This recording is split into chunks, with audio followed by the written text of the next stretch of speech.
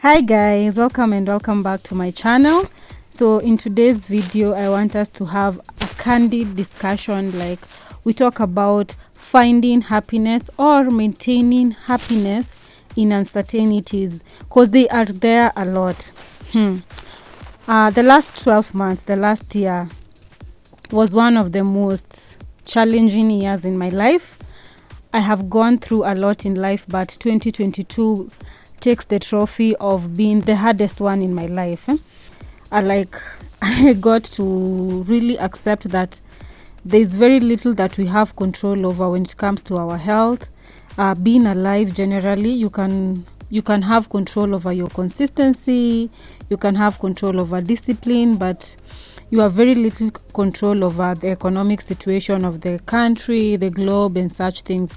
You also have very little control over whether you're going to be alive the next day or not, whether you're going to be okay the next day or not. So 2022 was a tough year for me.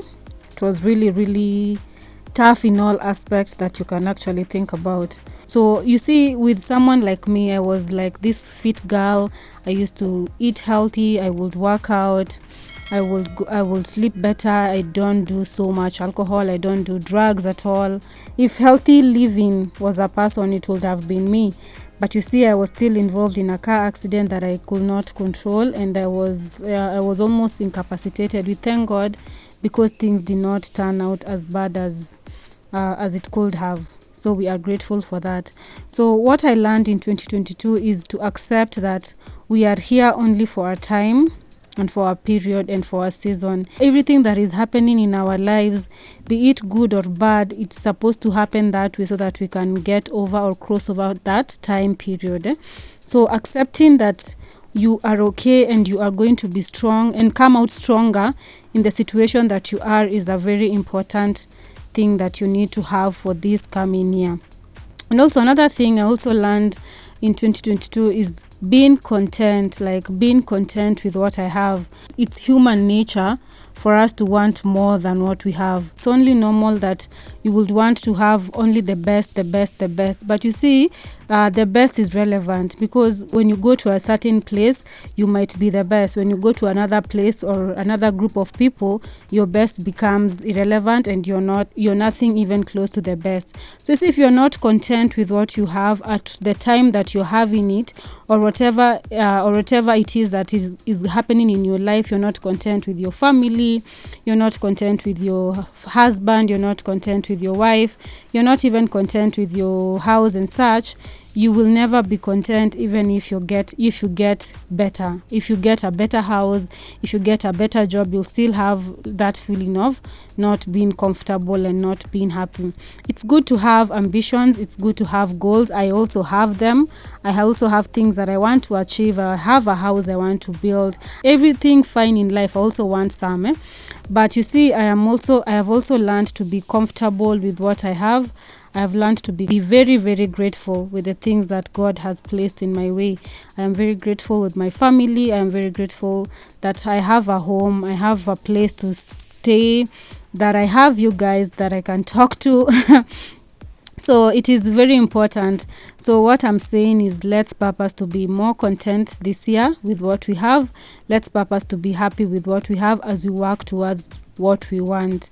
It is very important. Another thing also, in life we'll always have uncertainties, be it in terms of job, be it in terms of relationship, be it in terms of health and such things. It is always good to be positive and speak positivity in your life, regardless of the situation that you are going through.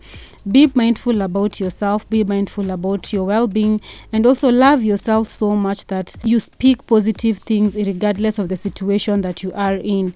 One thing I always say, I always talk to myself, I always tell myself that I am a winner, I am a champion, and I am the best.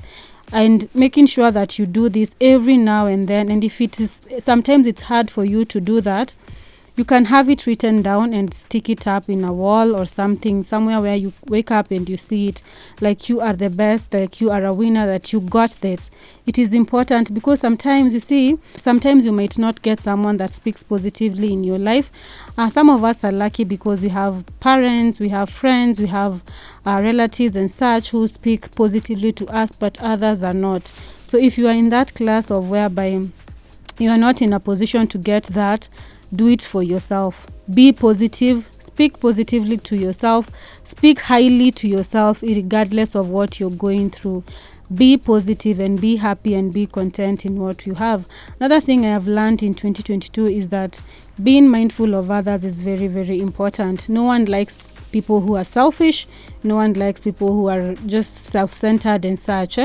So as much as we want to be positive and also want the best for ourselves, it is important that we also extend a caring hand, extend some grace and some thoughts to our neighbors and friends.